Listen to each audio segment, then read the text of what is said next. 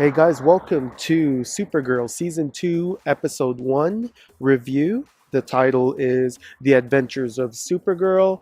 Um, Honestly, such a just a phenomenal episode. Like, at first I thought, oh great, they're either going to be extremely edgy, so to separate from the CBS version of Supergirl, or they're going to be extremely, comedic. And honestly, the writers did a great job making this an even amount of fun, but at the same time seriousness. So it was a great episode. Seeing Superman with Supergirl was also such a great highlight. I mean, obviously we start with Supergirl.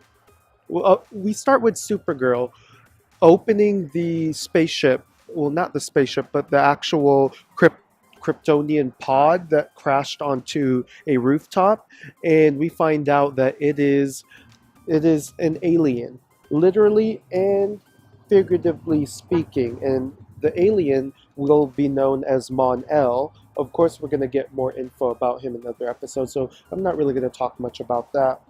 Um, and the great thing about it is I'm glad that they kind of started where we last left off. That way, we hadn't really forgotten what season one of Supergirl was all about. So that's very smart.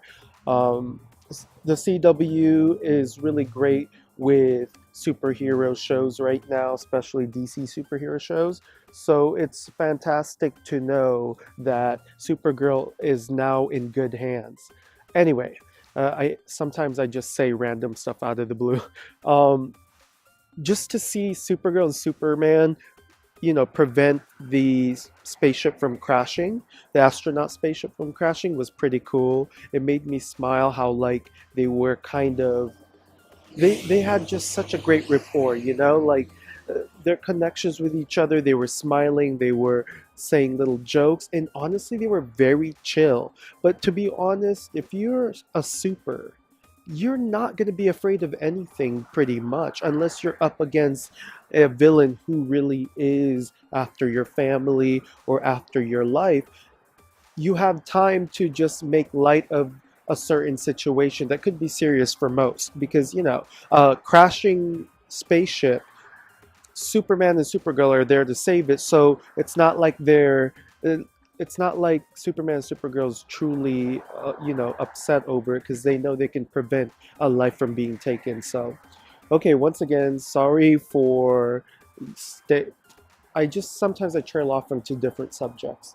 Anyway, so of course, here's another thing. Superman, aka Clark Kent. Clark Kent is actually kind of playing that bumbling idiot kind of reporter, and I can see that. But the coolest thing is that Kara's or Supergirl or Kara's boss, Kat, is enamored by him, and that's really fantastic. I love that. I love that she is drunk texting him. I love that she is head over heels for him, even though he's somewhat of a bumbling, idiot sometimes. I'm sure she notices that. I mean, honestly, there is no difference between her and Kara if that's the case. However, for Kat, I mean, he's a good-looking guy, so of course she would look over all those things. Um, I love the reception that Superman got from everyone at this whole new operations that we didn't know about. So even Kara's like, "Whoa, when did you guys get this building?" So I love how everyone's just so happy and just kind of thrilled to meet the Superman. I love it, and I love how Superman walks with confidence, but not cockiness. Because I at first I thought that he would walk a little bit more cocky, but he's not. So that's a good thing. And we are introduced to Lena Luthor. Now, I know this is crazy, but I feel like this whole thing with Lena Luthor must have been set up. Must have been. I know that's not the popular opinion, because we find out who set, who set someone, who set an assassin to kill Lena. But still, something tells me that Lena is not as innocent as she portrays to be. So, of course, we're going to see more about that later on in the episodes. Um, Lena has such a presence. I love she's not only is she gorgeous, but she just has a presence about her. She kind of reminds me of Lucy Lawless. I know that sounds crazy, but also she kind of reminds me of Lucy Lawless meets Linda Carter.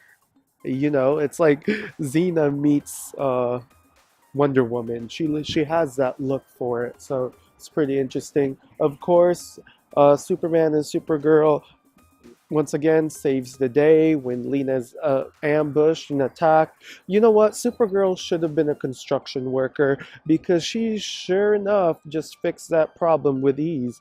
I mean, she'd probably be chief CEO of a construction company if she had just done that instead.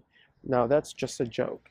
Anyway, um, I love that this episode 2 doesn't paint Superman to be the person who fixes everything. Supergirl, it's her show, so she's also a hero in her own right. She doesn't have to seek approval from Superman. Superman doesn't need to coach her, you know, like I mean, I'm sure he will be the moral compass and the sound mind between them two because he has more years of adulthood, like 12 years, I think.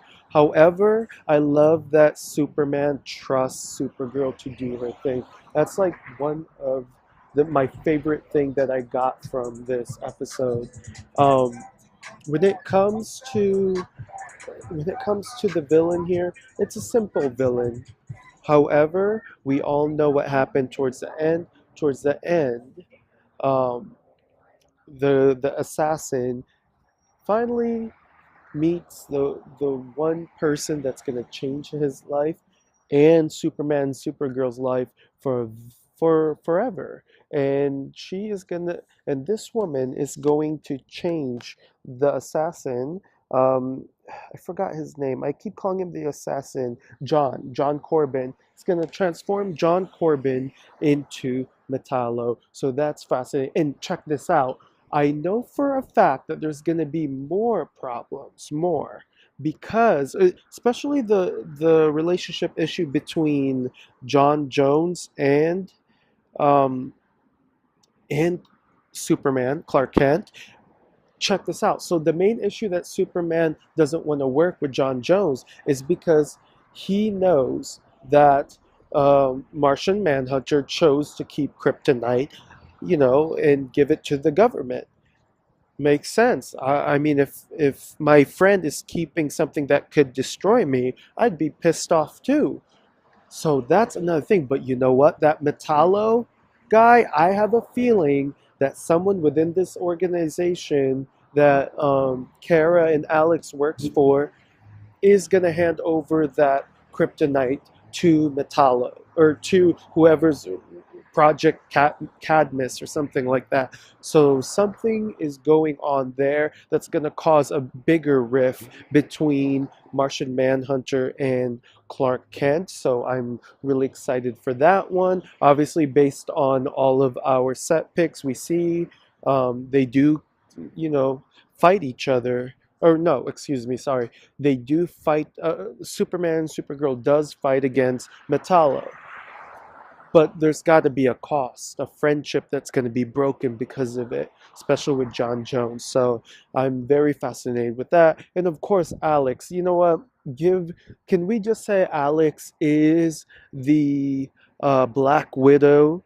You know, if I could use that term, the Black Widow of this group. I mean, she is fighting. She is doing all kinds of karate moves and maneuvers. Like she's pretty awesome. She really is. She can handle herself, and I love that too. So I'm really hoping that each one of these characters start to grow even more and really give us more depth into them besides just being the team member who can fight or the team member who's a sister or the team. I want more. So, and I'm sure we'll get that throughout the season. And of course, I really can't wait for the day that Supergirl finally crosses over to Arrow in the Flash universe. I'm excited. By the way, in case you guys don't know, Supergirl is still in her own world. So, in other words, the Flash, Arrow, Legends of Tomorrow, they do not have Superman or Supergirl within their world just yet. So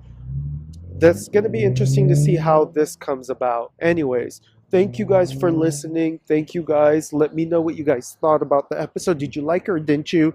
Um, Put it all down in the comment section below. Make sure you subscribe. And also, I will be posting new videos soon, original videos.